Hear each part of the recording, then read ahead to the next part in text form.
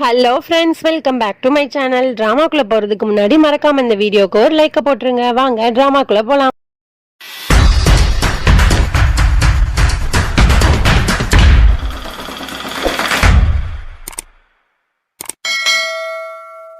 சீன்ல யாஷோட அம்மாவை தான் காட்டுறாங்க. அவ வந்து ஒரு இன்ஜெக்ஷன் எடுத்து தேங்காயில வந்து இன்ஜெக்ட் பண்ணி இது பண்ணிட்டு இருக்கா. அப்ப அந்த டைம்ல தியா வந்து என்ன இங்க பண்றீங்க அப்படிங்கிற மாதிரி கேக்குறா. இவ பயங்கரமா வந்து பயந்துடுறா. அப்ப அந்த டைம்ல யாஷ் வந்து இந்தாங்க தண்ணி அப்படிங்கிற மாதிரி அவங்க அம்மாக்கு வந்து குடுக்குறான். உடனே தியா கிட்ட வந்து இல்ல நான் தண்ணி குடிக்க வந்தேன் அப்படிங்கிற மாதிரி சொல்லி சமாளிச்சிடுறா.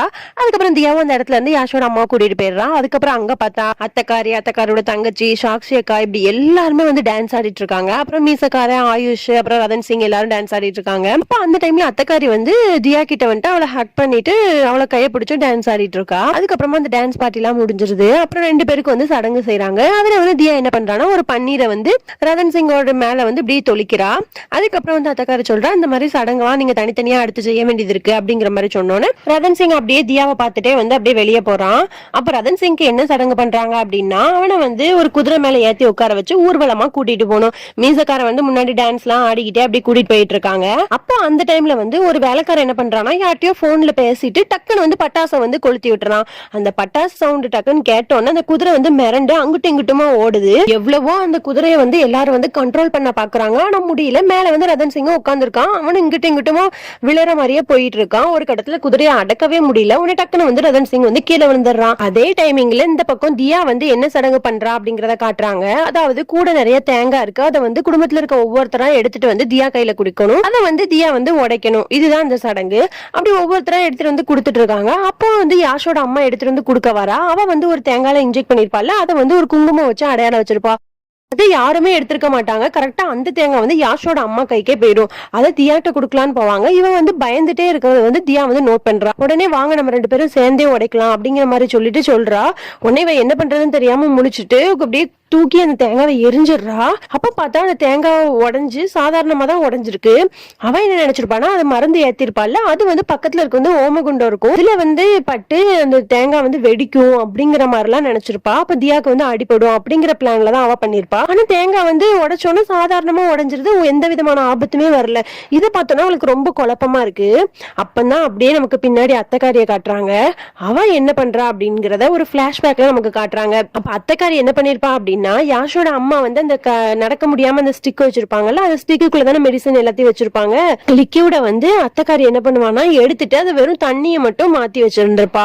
அதனாலதான் யாஷோட அம்மா வந்து அந்த தேங்காவை உடைக்கும் போது எந்த ரியாக்டுமே ஆயிருக்காது. அதுக்கப்புறம் அப்படியே நம்ம ரதன் சிங் கீழே விழுந்தான்ல, அங்க வந்து என்ன ஆகுது அப்படின்னா ரதன் சிங் பக்கத்துல வந்து நெருப்பு பந்தம் வச்சுட்டு நின்றுப்பாங்க.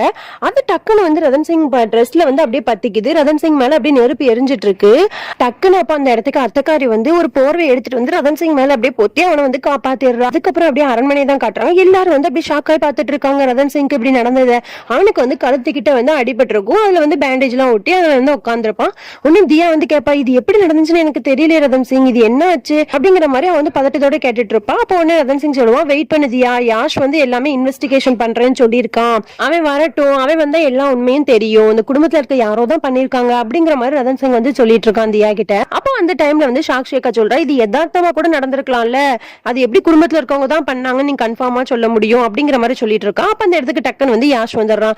இல்ல சாக்ஷி அக்கா, இது வந்து யதார்த்தமா நடக்கல, இது நல்ல பிளான் பண்ணி தான் யாரோ பண்ணிருக்காங்க.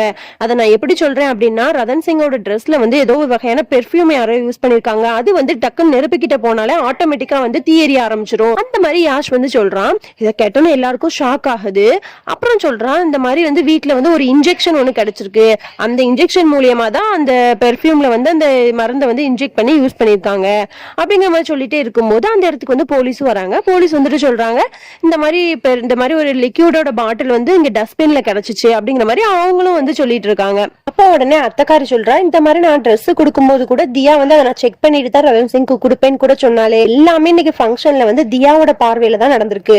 எல்லாமே செக் பண்ணி அப்படிதான் நடந்துச்சு. அப்ப எப்படி இந்த மாதிரி ஒரு இது நடந்திருக்கும் அப்படிங்கிற மாதிரி அத்தைக்காரி சொல்றா. ஒன்னு தியா வந்து நினைச்சு பாக்குறா, ஆமா நம்ம எல்லாமே செக் பண்ணி தானே அனுப்பணும், அப்ப எப்படி நடந்திருக்கும் அப்படிங்கிற மாதிரி அவளும் யோசிச்சுட்டு இருக்கா. அப்ப டக்குன்னு உடனே இந்த மீசக்காரன் இருக்கான்ல அவன் வந்து சொல்ல ஆரம்பிக்கிறான். என்ன சொல்றான் அப்படின்னா இந்த மாதிரி எல்லாமே இந்த ராணியோட மேற்பார்வையில தான் நடந்திருக்கு. அப்ப எப்படி மிஸ்டேக் நடந்திருக்கும், இவங்க இவங்கதான் இப்ப எல்லாத்துக்குமே காரணம் போல அப்படிங்கிற மாதிரி தியா மேல வந்து அந்த மீசக்காரன் வந்து எல்லா பழியையும் திருப்பி விடுறான். உடனே டக்குன்னு ரதன் சிங்க்கு வந்து கோவம் வந்துருது. நீங்க கொஞ்சம் வாயை மூடுங்க, முட்டாள்தனமா பேசாதீங்க. தியா வந்து அப்பெல்லாம் பண்ணக்கூடிய ஆளே கிடையாது. அவ வந்து எனக்காக வந்து அவளோட லைஃபே வந்து தியாகம் பண்ணிருக்கா, அது உங்களுக்கு தெரியுமா? குடும்பத்துல இருக்க எல்லாருமே ஷாக் ஆகுறாங்க. தியா வந்து அவளோட லைஃபையே இதுல வந்து பணைய வச்சு அந்த எனிமையை வெளியே கொண்டு வரதுக்காக இந்த பிளான வந்து போட்டிருக்கா, அது உங்க எல்லாருக்கும் தெரியுமா அப்படிங்கிற மாதிரி சொன்னோன்னே எல்லாருமே ஷாக் ஆகி பாத்துட்டு இருக்காங்க.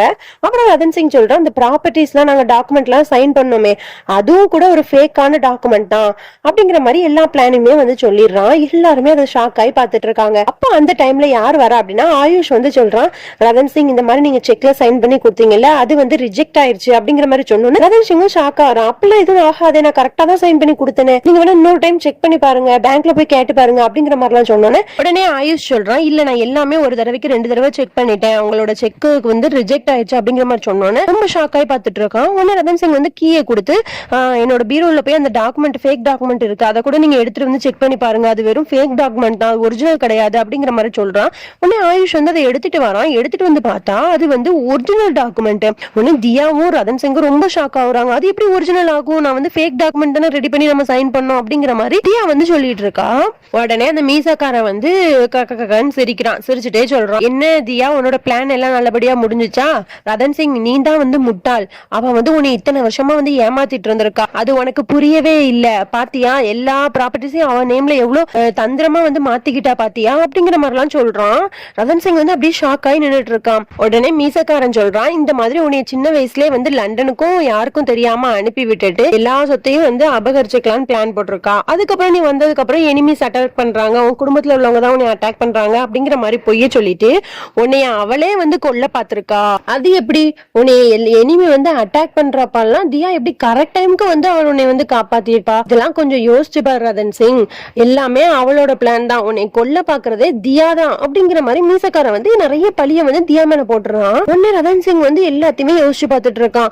என்ன யோசிக்கிறான் அப்படின்னா, அவன் ஊருக்கு வந்ததுல இருந்து நடந்த அட்டாக்ஸ் அதுக்கப்புறம் எல்லாமே யோசிச்சு பாக்குறான். எல்லாமே வந்து மீசக்காரன் சொன்னதுக்கு வந்து ஆப்டா அப்படி இருக்கு, தியாக்கு எதிராவே எல்லாமே இருக்கு. மீசக்காரன் வந்து கரெக்டா எல்லாமே தியாக்கு ஆப்போசிட்டாவே பேசிட்டே இருக்கானா, அது வந்து ரதன் சிங்க்கு வந்து அப்படியே மண்டையை பிரெயின் வாஷ் பண்ணுது. பிரெயின் வாஷ் பண்ணி எல்லாமே தியாக்கு ஆப்போசிட்டா இருக்கிற மாதிரியே அவன் மைண்டுக்குள்ள வந்து திணிது. குடும்பத்துல இருக்க எல்லாருமே இது எல்லாத்தையும் கேட்டுட்டு ஷாக் ஆகி பார்த்துட்டு இருக்காங்க. அப்போ உடனே தியா சொல்றா, ரதன் சிங் இவங்க சொல்றதெல்லாம் நம்பாத, இவங்க எல்லாமே வந்து பொய்யா சொல்லிட்டு இருக்காங்க, இவங்க சொல்ற பொய்யெல்லாம் நம்ம நம்பிட்டு நம்ம டைம் வேஸ்ட் பண்ணிட்டு இருக்க வேணா, வா போலாம் அப்படிங்கிற மாதிரி ரதன் சிங்கோட கையை பிடிச்சு இழுக்கிறான். ஆனா ரதன் சிங் வந்து அந்த இடத்த விட்டு நகர மாட்டான். ஷாக் ஆகி நின்னுட்டு இருக்கான். தியாவும் திரும்பி பாக்குறா, வா ரதன் சிங் அப்படிங்கிற மாதிரி சொன்னோன்னே அவன் போவே மாட்டான், அந்த இடத்துலயே நிக்கிறான். இதை பார்த்தோன்னே தியாவுக்கு வந்து பயங்கரமா ஷாக் ஆயிருது. ஓகே ஃப்ரெண்ட்ஸ், இதோட நம்ம இந்த பாட்டை முடிச்சுக்கலாம். ரதன் சிங் வந்து தியா மேல முழு நம்பிக்கையோட இருக்கானா, இல்ல இந்த மீசக்காரன் சொல்றத வச்சு ரதன் சிங் வந்து நல்ல பிரெயின் வாஷ் ஆகி தியாக்கு வந்து அகைன்ஸ்டா மாற போறானா அப்படிங்கறதெல்லாம் நெக்ஸ்ட் எபிசோட்ல பார்த்து தெரிஞ்சுக்கலாம். இதுக்கப்புறம் இந்த சீரியல் பயங்கரமான ட்விஸ்ட் அண்ட் டர்ன்ஸோட செம இன்ட்ரெஸ்டிங்கா போக போகுது. எல்லாருமே மறக்காம உங்களோட ஆதரவை கொடுத்துட்டே இருங்க. ஓகே ஃப்ரெண்ட்ஸ், நாளைக்கு பார்க்கலாம். Bye friends.